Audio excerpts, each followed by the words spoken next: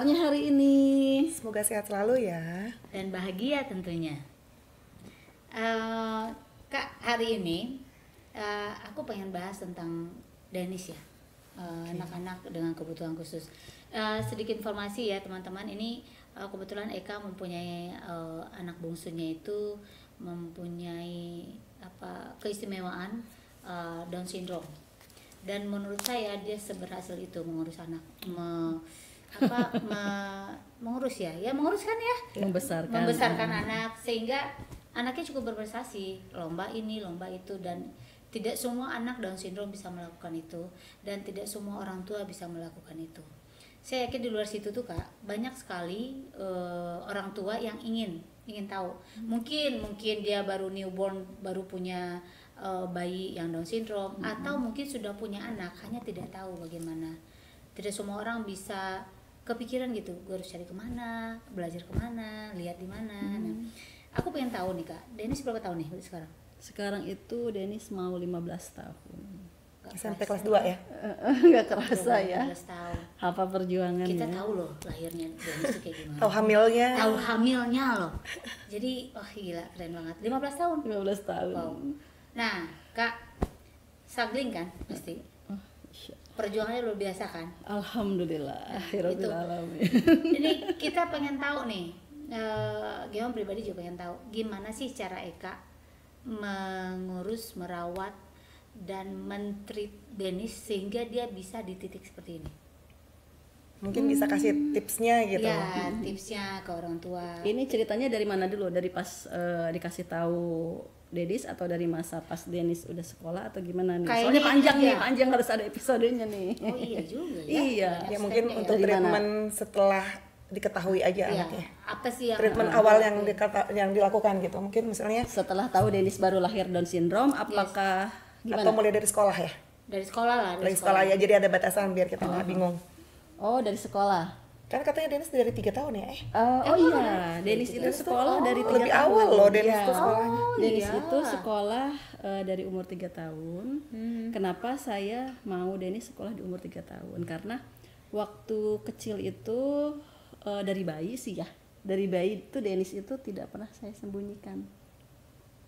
Oh, oke. Jadi saya selalu bawa Denis kemanapun saya pergi, hafal kali kan. Jadi si mbaknya pun selalu dibawa, ya kan. Jadi prosesnya setelah tahu Denis itu waktu itu diagnosa Down syndrome itu kan, udah gitu saya tuh selalu bawa Denis terapi.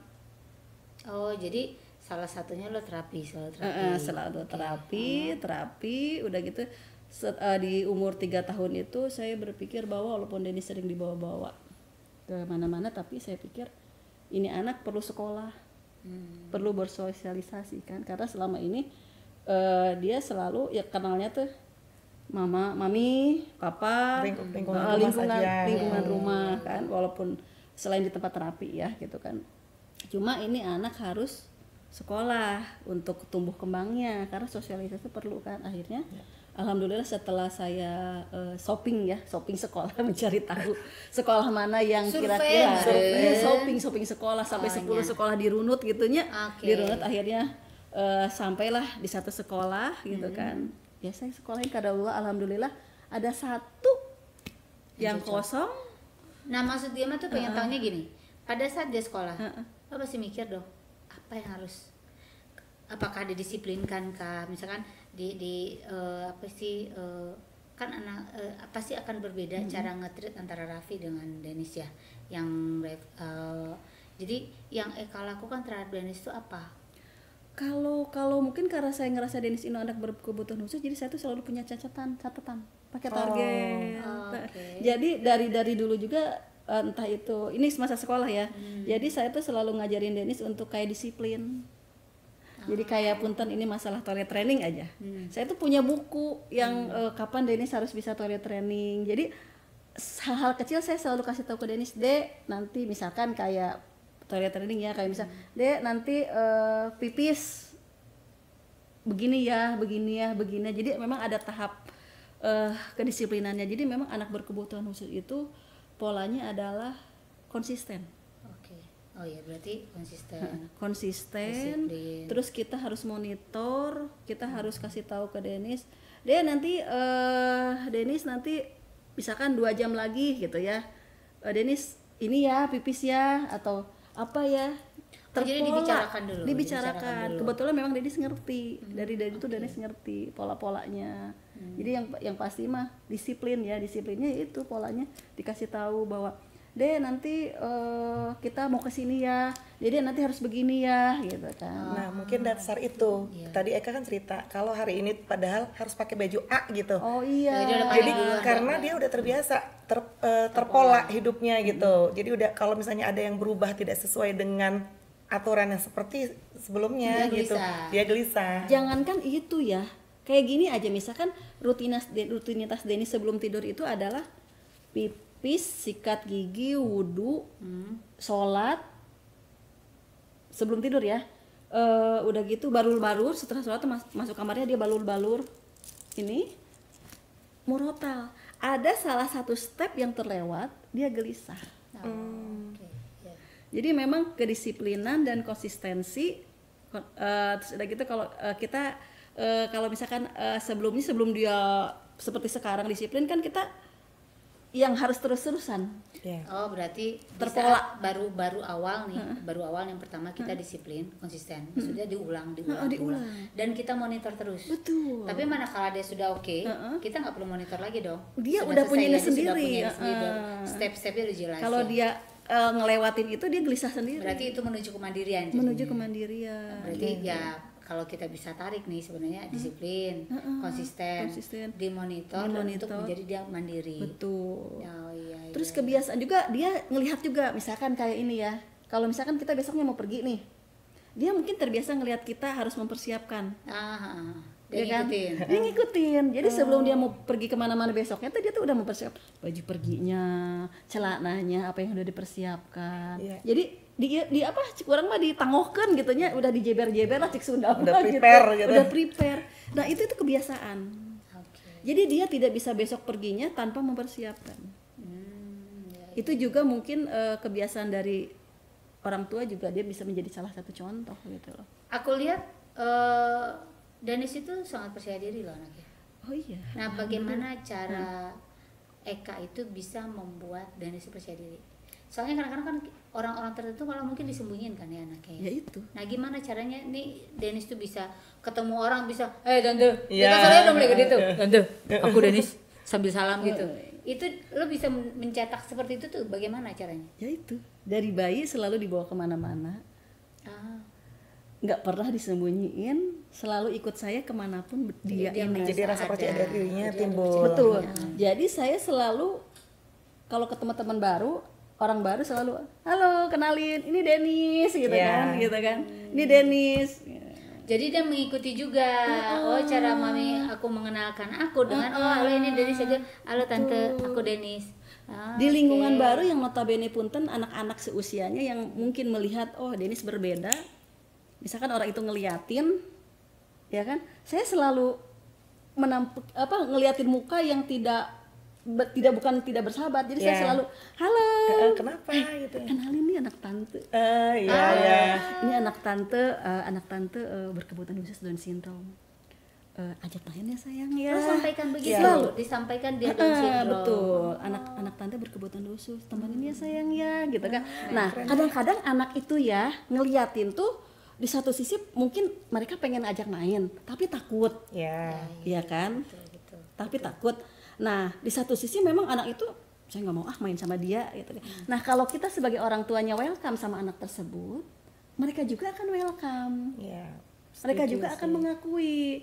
Nah, alhamdulillah aku selalu menerapkan seperti itu dan mereka, oh iya, sini Denis main. Itu. Jadi Denisnya sendiri tidak mengkerut. Karena sayanya juga memperkenalkan dia bahwa ini loh anak tante gitu. Itu awal-awal seperti mungkin nggak semua orang tua bisa seperti Eka. Jadi mungkin ada tanda kutip ya, misalnya ada anak yang berbeda, terus dilihatin sama orang gitu kan, kita mungkin tersinggung. Satu, kedua, apaan sih mata-mata anak gua beda ya diliatin. Ya nggak, maksudnya itu Eka tuh harus bersyukur juga ada di posisi ini, dan mungkin bisa share juga ke moms di luar sana gitu, bahwa itu tuh memang harus penerimaan kita. Istrinya istilahnya itu kita positive thinking. Iya, Itu nggak Ya, kalau kita negatif kan sebenarnya bisa aja, sebenarnya nggak salah juga kalau orang berpikir terus malah narik aneh anaknya ya gitu kan. Ya mungkin banyak juga Kenapa seperti sih itu. ngeliatin anak saya terus gitu kan. Bener. Nah, ya memang Dennis itu salah satu guru terbesar saya ya.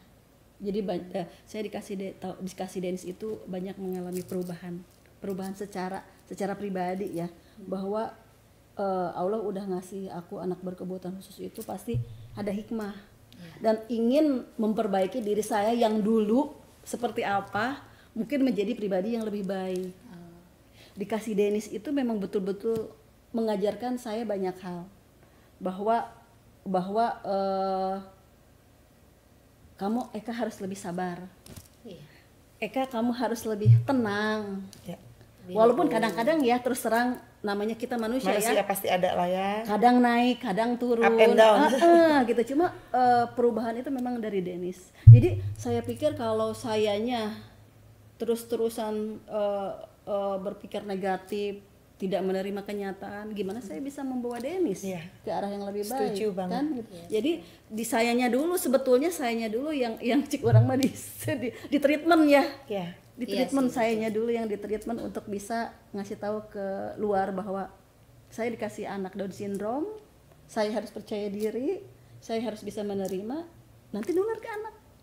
Dan itu yang sekarang Dennis, yang sekarang Dennis itu. Sebenarnya kalau dipikir ya, kalau dari tadi yang Eka sampaikan gitu, ini sebenarnya kita untuk treatment semua orang diperlakukan seperti itu, sebenarnya akan berhasil, akan sukses gitu. Cuman kadang-kala kan kita sebagai orang tua, ya udahlah ya, anaknya udah bisa sendiri, Nah, skip gitu kan. Nah, itu. Kalau Eka mungkin tetap dimonitor, Iya, karena sadar gitu. diri bahwa anak ini anak berkebutuhan khusus loh, anak ini tidak bisa saya abaikan. Jadi tetap istilahnya kalau anak yang tidak ada masalah itu kita perintah 1, 2, 3. Kalau untuk Dennis yang berkebutuhan khusus mungkin kita sampai 15 kali instruksi. Itu kan harus membutuhkan kesabaran kita. Iya, benar. Harus terus diulang. Coba itu. Jadi makanya kita dulu ya yang harus di treatment gitu. Itu sih kalau aku mah. Jadi ke Rapi juga gitu, sama dulu karena saya ngerasa bahwa Rapi mah nggak berkebutuhan khusus, jadi ya saya monitornya juga longgar gitu kan, karena dia akan besar sendiri, dia tidak ada hambatan, tidak ada masalah gitu. Karena saya tahu Dennis ada hambatan, saya tahu Dennis ada masalah, saya lebih aware. Sampai saya mah punya bukunya loh. Buku apa?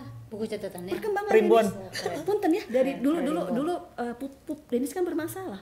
Saya pakai buku jam berapa Dennis harus pup.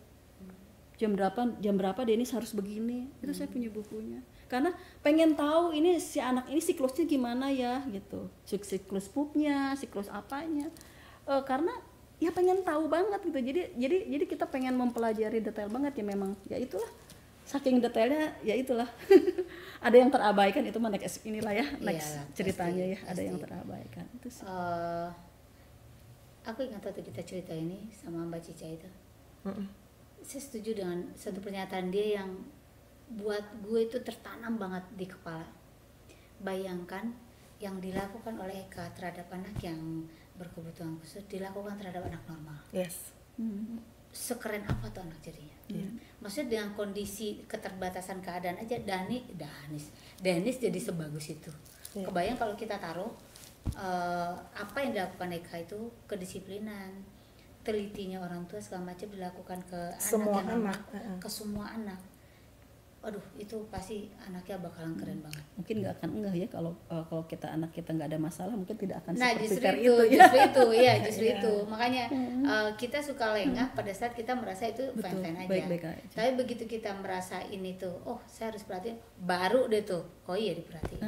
Bener. Ya sih. Tapi kalau aku ambil kesimpulan ya tadi ya, intinya cara mentreat anak Down syndrome atau anak berkebutuhan khusus itu adalah pertama kedisiplinan ya. Iya, disiplin, konsisten. Kedisiplinan, konsistensinya, orang tua memonitor sampai anak ini mandiri. Iya. Yang satu lagi ya, berarti kepercayaan diri ya. Iya, percaya diri. Kepercayaan dirinya, kemandiriannya. Jadi semua step itu akan menjadi ke satu titik, itu dia jadi mandiri ya. Berarti itu kan. Iya. Keren Ya sih. walaupun masih banyak PR-nya sebetulnya Denis nggak mandiri banget ya. Apalagi sekarang udah masuk masa pra ABG-nya, ABG.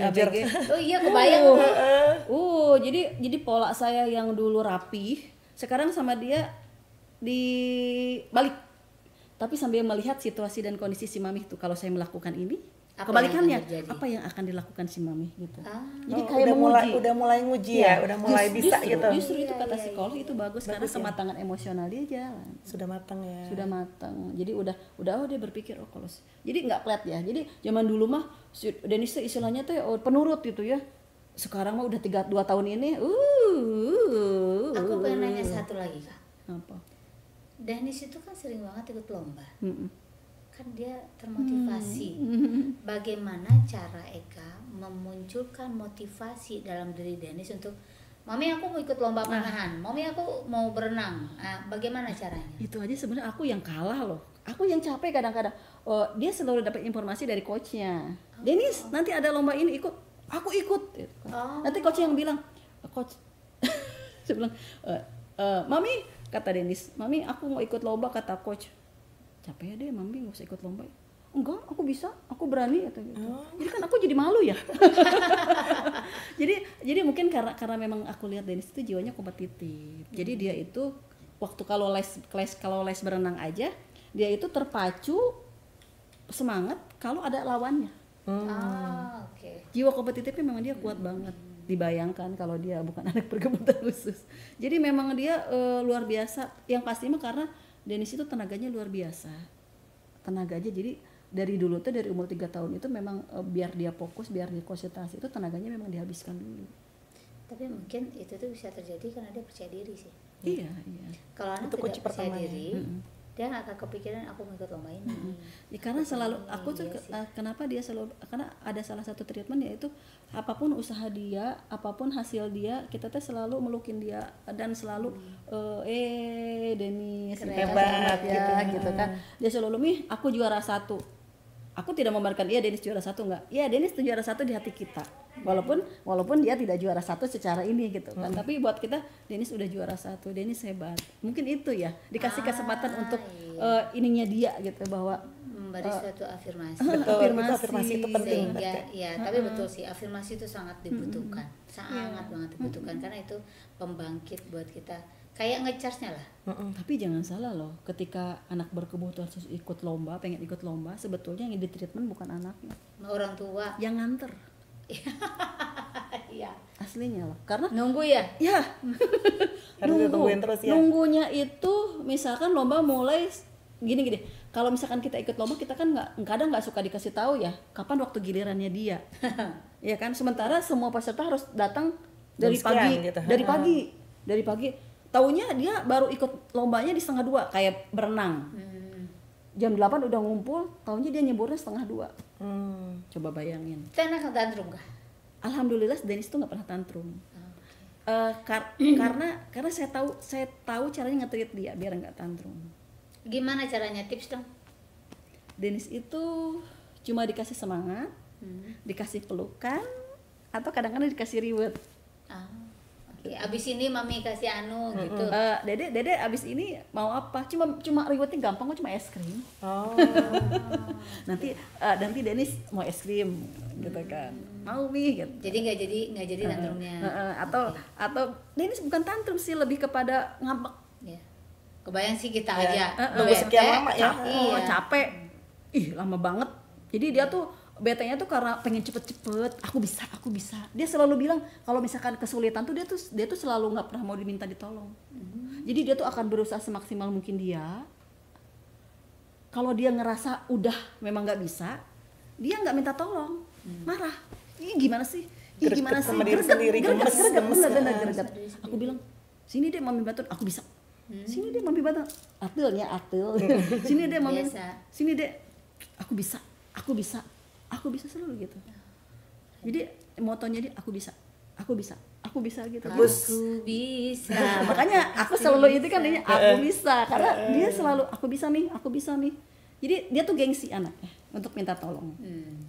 Gak ada juga cara dia menyemangati diri dia, mengafirmasi diri juga. Aku bisa kok ini. Aku bisa. Masa begini doang gak bisa? Aku bisa gitu. Itu sih nggak ada yang sebetulnya nggak ada yang istimewa. Maksudnya nggak ada yang spesial sih, cuma yang sama aja pada umumnya. Cuma karena memang Denis anak berkebutuhan khusus, jadi perlu sabarnya aja sih dipanjangin. Iya ya, benar. Sabarnya dipanjangin. Benar. Yang seharusnya instruksi 2-3 kali cukup, untuk Denis bisa 10 kali lebih. Secara kalau kita ya manggil anak sekali, 2 kali, 3 kali udah naik nih oktav suara. Benar nggak sih? Naiknya nggak cuma 1 oktav ya, langsung 3 oktav. Itu aja sih sebetulnya treatmentnya, nggak muluk-muluk.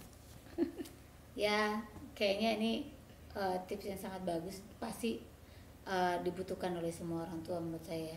Nggak cuma orang tua yang ABK, tapi juga orang tua normal.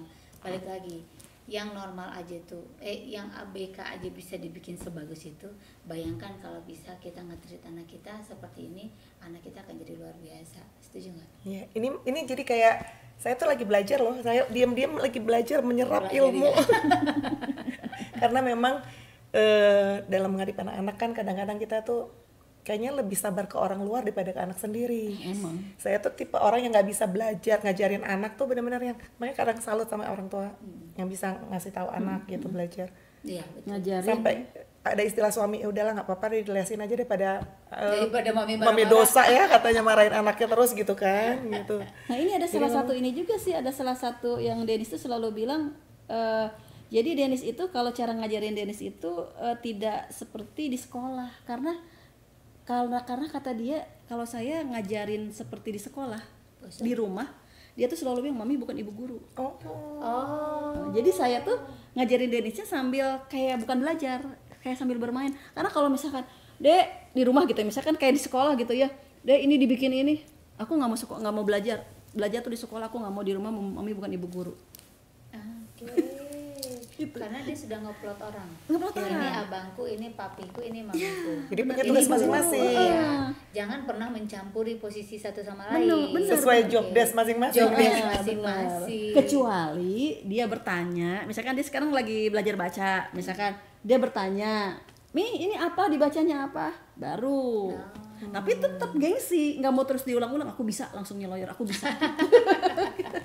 Ternyata ya perjuangan seorang moms yang anak punya kebutuhan khusus gitu, kita bisa implementasikan juga ke kita, walaupun misalnya dengan kondisi kita ngerasa anak kita baik-baik aja gitu. Betul. Kita dapat solusi banyak, kita dapat pandangan, kita dapat insight yang baru lah gitu, dapat pandangan yang baru bahwa cara mendidik anak itu yaitu tadi sabar, konsisten. Apalagi ya aturannya dikasih tahu, aturannya begini. Terus ya kita buat aturan kayak semacam kita buat program lah homeschooling, kita buat program buat Denis ini gitu ya.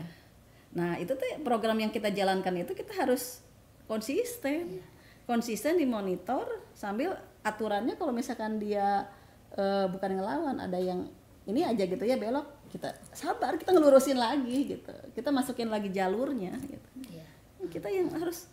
Kita harus konsisten dengan aturan. Di saat kita lengah dikit aja, udah acak-acakan aturannya udah kita buat. Betul. Misalkan, Dek jangan main handphone sambil tiduran, tapi kita ngasih contoh itu.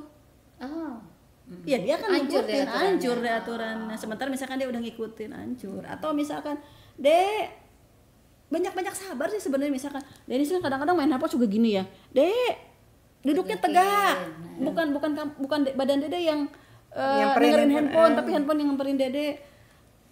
Harus terus-terusan bawel gitu, konsisten ngasih tahu, sampai pada akhirnya dia akan terbiasa sendiri. Disitulah letak mandirinya akan muncul. Karena yang tadi dibilang, kalau dia udah menemukan itu, udah hafal banget, dia sendirinya akan gelisah ketika melewati aturan yang udah dia buat gitu. Itu sih. Berarti kunci utamanya itu di orang tua tetap orang tua konsisten, orang tua bikin disiplin. Aturan konsisten. Ya, aturan harus konsisten. Monitor. Kita tidak boleh break the rules ya. Apa yang kita buat kita harus ikutin. Iya, harus ikutin sambil kita monitor gitu. Sampai pada di titik si anak itu udah konsisten udah gitu. Gitu. Ini aja Denis itu ya, kalau tidur tanpa murotal dia nggak akan bisa tidur. Itu dari bayi. Itu dari bayi murotal. Dia tidak akan bisa tidur. Serius. Keren. Itu yang udah tertanam karena dari kecil tidur aja misalkan padahal dia udah sholat tiba-tiba bangun, Mi aku udah sholat belum? Udah sayang, oh iya, oke tidur lagi, bisa langsung tidur lagi. Alam bawah sadar dia kan. Gitu sih. Berarti kita sudah lihat ya kalau tips utamanya dalam mengurus anak berkebutuhan khusus tuh tetap balik ke kita selaku orang tua. Bagaimana kita mendisiplinkan, konsistennya, dan kita tidak boleh melanggar aturan, memberi contoh yang benar. Maka di situ kita bisa menimbulkan kemandirian ke anak, percaya diri, keberanian dia bersosialisasi, bahkan dia mempunyai motivasi untuk berlomba dalam bidang apapun. Setuju? Setuju, keren banget. Ya paling itu aja bahasan kita hari ini. Sampai ketemu lagi di lain kesempatan dengan lain topik. Dadah. Dadah. Assalamualaikum warahmatullahi wabarakatuh.